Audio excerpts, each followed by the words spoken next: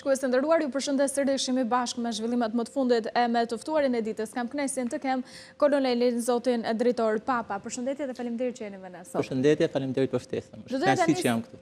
Faleminderit, kënaqësia është jona. Do doja ta nisja këtë bisedë me rikthimin e shërbimit të detyrueshëm ushtarak. Për të pyetur në përgjithësi e lidhur me këtë fakt që dukshëm ka sjellë edhe debate, dhe pse po rikthehet ky debat lidhur me shërbimin e detyrueshëm ushtarak? Në fakt janë disa faktorë që kanë ndikuar tek një trend në rritje e rikthimit të shërbimit detyrueshëm ushtarak aktiv. Disa faktorë që ndikojnë në këtë proces janë përkeqësimi i mjedisit të sigurisë, duke marrë shkas nga agresioni rus në Ukrainë, konfliktet në lindjen e mesme dhe konfliktet e tjera, pamundësia e disa shteteve për të përmbushur kërkesat e rekrutimit me ushtarak profesionist, i bën ata që të kthehen drejt shërbimit detyrueshëm ushtarak aktiv, si dhe ndjenja tek disa shtete që e shohin atë si detyrë ndaj atdheut, si përkushtim ndaj vlerave kombëtare. A e shihni këtë si një nevojë reale të sigurisë kombëtare, apo më shumë si një debat simbolik që lidhet edhe me zhvillimet në rajon?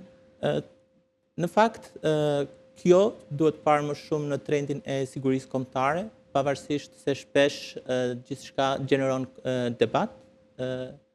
Është një çështje që në rastin e vendit tonë është zgjidhur nëpërmjet një qasje tjetër, që është shërbimi rezervist në forcat armatosura.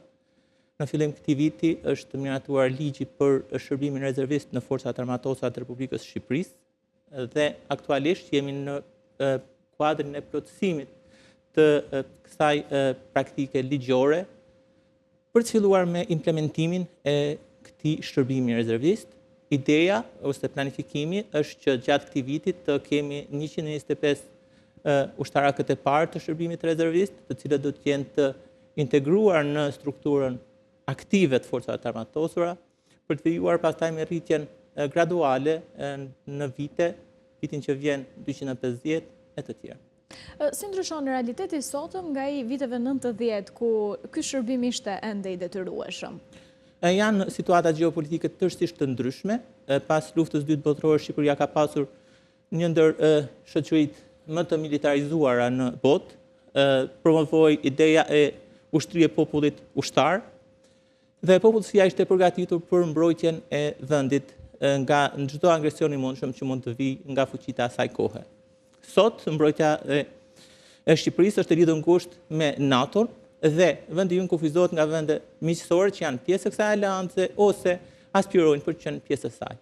Për t'ju rikthyer në fakt edhe asaj që ju thatë në fillim, një debat i cili vjen me argumente pro dhe kundër rikthimit të këtij shërbimi ushtarak të detyrueshëm. Cilat janë këto argumente pro e kundër dhe ju cilës do të konsideroni më shumë, domethënë kë konsideroni më bindse?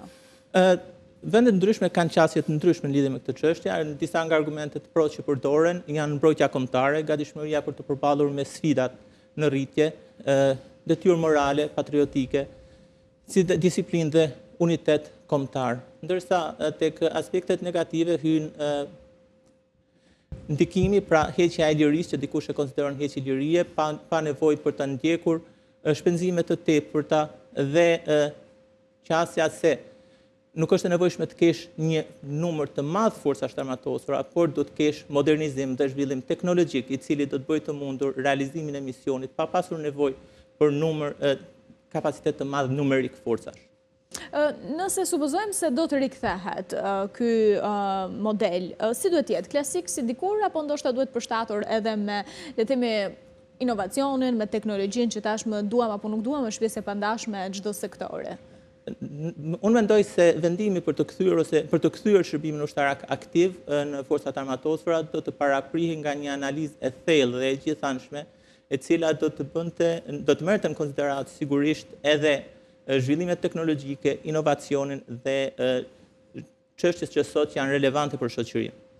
Mund të ketë një formë hibride, pra nëse do të ishte një shërbim i detyrueshëm, por më i shkurtër, ose nga ana tjetër me një fokus me trajnimin civil ushtarak në rast të emergjencash dhe mbrojtjeje? Janë këndvështrime të ndryshme, disa përdoren Gjerësisht, disa shtete i kanë përdorin në aspekte kohore diçka më të shkurtra, por duhet parë se sa efektive janë, pasi për të arritur të bësh një ushtarak profesionist nevojitet një trajnimi caktuar i cili kërkon një kohë caktuar, dhe po kështu ofrohet mundësia që për ata njerëz të cilët nuk duan që të bëhen pjesë e forcat armatosura të krijohet mundësia e shërbimit alternativ, që mund të jetë në mbështetje të institucioneve për emergjenca civile, shërbimi spitalor e tjera. Si do të ndikonte kjo edhe në raport me të rinj që do të ishin pjesë e kësaj nisme, e këtij modeli, ndoshta edhe për të pasur pak më shumë ndërgjegjësim kombëtar lidhur me përgjegjësinë kombëtare? Është një diçka që kërkon një studim të thelluar. Mendoj se rinia e sotme është pra e mirë informuar, ndoshta nuk e sheh do të parë me sa interes e shohin disiplinën në forcat armatosura, pavarësisht se kjo do të kishte aspektet pozitive të forcimit karakterit, ndjenjes dhe dashurisë dhe një vetë ndërgjegjësim dhe marrje përsipër të aftësive dhe cilësive të leadershipit tek secili prej tyre. Edhe me dëshirë, se ka shumë në fakt të rinë edhe në intervista të mëhershme që kemi realizuar, që kanë dëshirën, është rritur disi edhe ai pasioni për të bërë pjesë, pse jo, e këtyre profesioneve.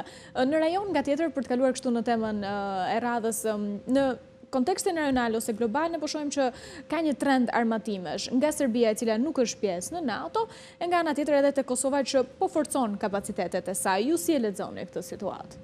Në fakt, unë aspektin e armatimit të Kosovës unë e shoh tërësisht normal, është një proces që vjen paralelisht me zhvillimin e forcës sigurisë Kosovës në drejtim të forcës armatosur. Ka qëllim tërësisht karakter mbrojtës, kështu që nuk besoj që duhet të krijon arsye tek dikush për të parë si kërcënim, kur shtetet armatosen me sisteme armatime të cilat kalojnë këto kritere, pra të cilat duken gjasëm, që duken hapur, që janë për kapacitete për qëllime sulmuese, këtu hidhet pra në diskutim pyetja se përse po armatosen. Në rastin e Serbisë, ne jemi në dieni se ka një rritje të kapaciteteve ushtarake të saj, unë nuk e shoh si problem, për sa kohë ajo i baton dhe ndjek rregullat e fqinjësisë mirë dhe detyrimet e bashkëpunimit ndërkombëtar dhe në saj të partneritetit që ka dhe me NATO, si është edhe si vend partner në NATO. Për më tepër, nuk besoj se nuk e shoh si kërcënim, pasi Serbia nuk besoj se do të përsërisë gabimet e së shkuarës, dhe mendoj se këto janë thjesht një dëshirë e tyre për të armatosur, po jo se mund të kenë ambicie armiqësore ndaj fqinjve. Si një vend që jemi me kufi me zona të tensionuara, çfarë rrezikojmë ne nëse mbetemi pas sa i përket gatishmërisë apo edhe në aspektin e mbrojtjes? Në fakt, unë do thoja se rajoni i Ballkanit Perëndimor ka një përmirësim të ndjeshëm për sa i përket sigurisë, stabilitetit dhe bashkëpunimit ndërkombëtar. Vendet e rajonit janë në rrugë drejt integrimit euroatlantik, pra kemi një histori të dhimbshme kur i përket konflikteve të mëparshme. Nuk besoj se mund të jetë do të jetë e rasti që të përsëriten të ngjarje të tilla, por besoj fort tek bashkëpunimi dhe stabiliteti ndërkombëtar. Ne jemi vend antar i shumë nismave rajonale, që cilat kanë për fokus bashkëpunimin rajonal, rritjen e stabilitetit dhe bashkëpunimin ushtarak, dhe kjo është thjesht për të nxitur më shumë frymën e bashkëpunimit ndërmjet vendeve të bashkimit të Ballkanit Perëndimor. Nëse i referohem mbrojtjes kolektive në lidhjen e aleancës që është një strategji e re e NATO-s, si përgjigjet Shqipëria?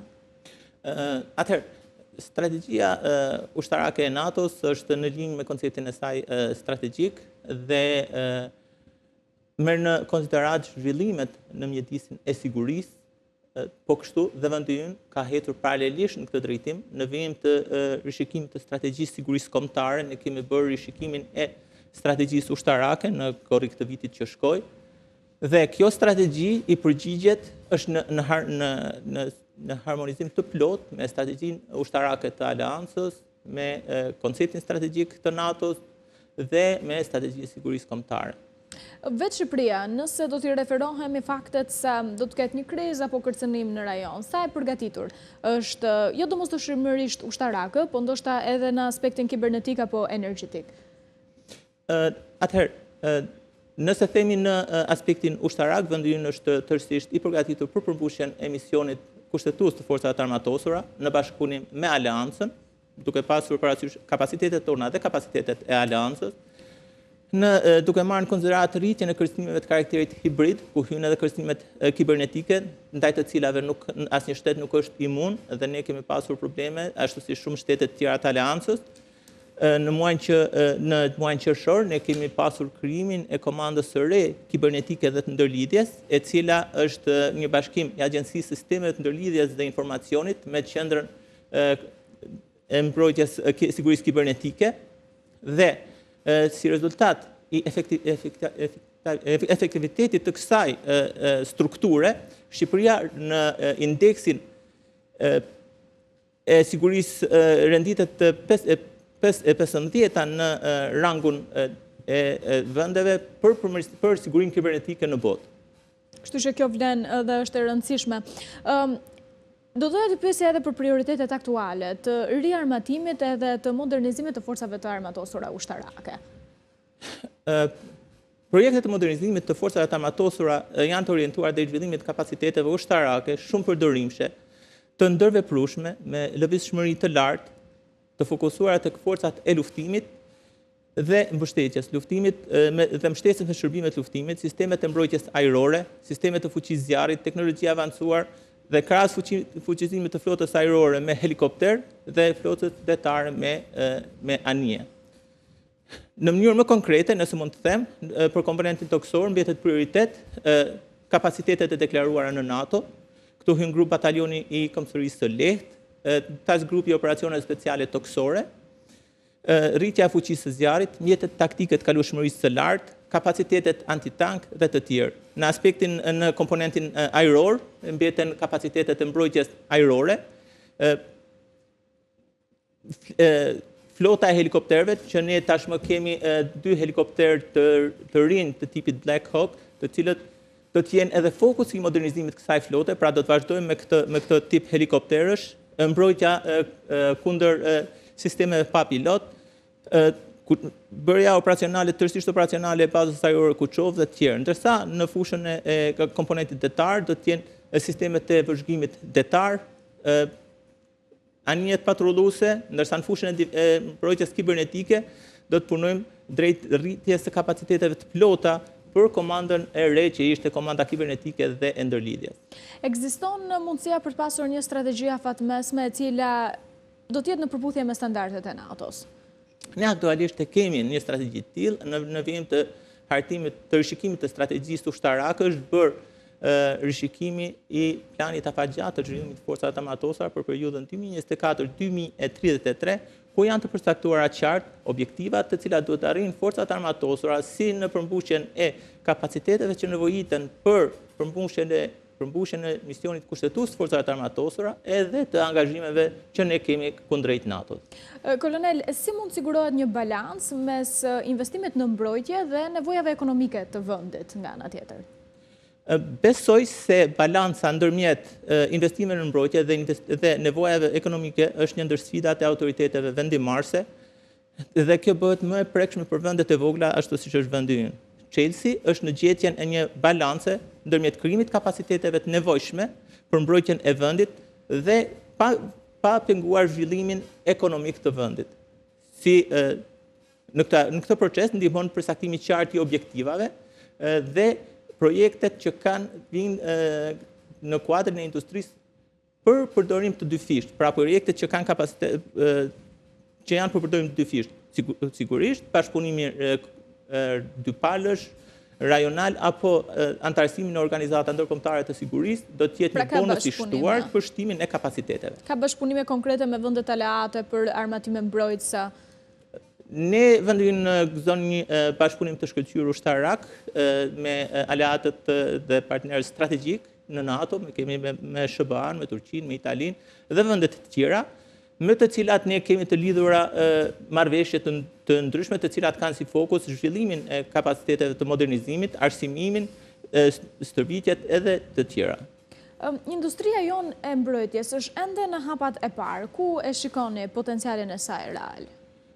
Mendoj se industria e mbrojtjes ka ardhur si domosdoshmëri për të plotësuar vakumin që u krijua nga pamundësia e industrisë ushtarake për të përballuar kërkesën që erdhi kërkesën për armatim dhe municion që solli agresioni rus në Ukrainë. Mendoj se ishte hapi i duhur për plotësimin e kërkesave të forcave të armatosura me armatim dhe municion të kalibrave të ndryshëm. Është një industri në hapat e para, por duket shumë premtuese që do të jetë në gjendje jo vetëm të plotësojë kërkesat e forcave të armatosura, por gjithashtu do të kontribuojë në zhvillimin social të zonës, pra duke punësuar shumë njerëz dhe pas plotësimit të kërkesave të forcave të armatosura do të jetë në gjendje që edhe një pjesë të këtyre produkteve t'i shes duke gjeneruar kështu një përfitim ekonomik. Pra, mundet ndoshta të përfshihet edhe sektori privat në zhvillimin e kësaj industrie? Pavarësisht se është një çështje e karakterit teknik, unë mendoj se sektori privat mund të përfshihet duke ofruar gjysmë produkte ose lëndë të parë, ose shërbimet nevojshme që i nevojitet industrisë mbrojtjes, por kjo ngelet tek ekspertët e kësaj fushë. Kemi ne mundësitë për zhvilluar një sektor modest ndoshta, por funksional të prodhimit të droneve, ndoshta edhe të pajisjeve logjistike apo të teknologjive teknologjive mbështetëse.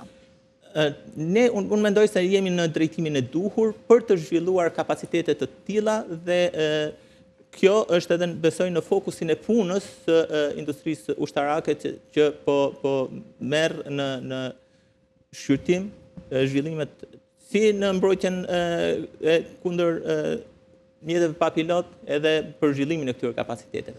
Për të krijuar dhe për ndërtuar një bazë të tillë kombëtare të mbrojtjes, si kemi ne kapacitetet e nevojshme të mjaftueshme njerëzore, siç mund të jenë inxhinier, teknik apo edhe ushtarak të specializuar për të ndërtuar një bazë të tillë? Unë mendoj se i plotsojmë të gjitha kriteret për të pasur kapacitete njerëzore shumë cilësore, qofshin këto brenda vendit, qofshin këto edhe të sjella nga jashtë, por do të kemi parasysh se teknologjia tashmë nuk njeh kufi dhe ne kemi të gjitha mundësitë që të përfitojmë nga zhvillimet teknologjike dhe të kemi ato të implementuara dhe në zhvillimin e industrisë ushtarake që po merr hapat e para në vendin tonë. Do doja kështu një pyetje të fundit, nëse do të kishit mundësinë të këshillonit politik bërësit sot, cilit do të ishin ato prioritete ose ndoshta 3 prioritetet më urgjente për sigurinë kombëtare të Shqipërisë në këtë kontekst të ri global? Në fakt unë mendoj se nuk është nevojshme t'i këshilloj, pasi jam më së i bindur se këto po merren parasysh. Ne kemi një vëmendje të shtuar ndaj kapitalit njerëzor, i cili është elementi kryesor në zhvillimin e forcave të armatosura. Kemi një vëmendje të shtuar në drejtim të modernizimit të forcave të armatosura, si dhe në zhvillimin e industrisë, duke futur këtu edhe projektet e përdorimit të dyfisht, të cilat kanë përveç se karakterit për mbështetjen e aktivitetit të forcave të armatosura, kanë edhe gjenerojnë edhe një përfitim ekonomik për popullsinë dhe zhvillimin e ekonomisë. Qartë, ju falenderoj shumë, ishte një kënaqësi që ishit sot me ne. Ishte kënaqësia ishte imja.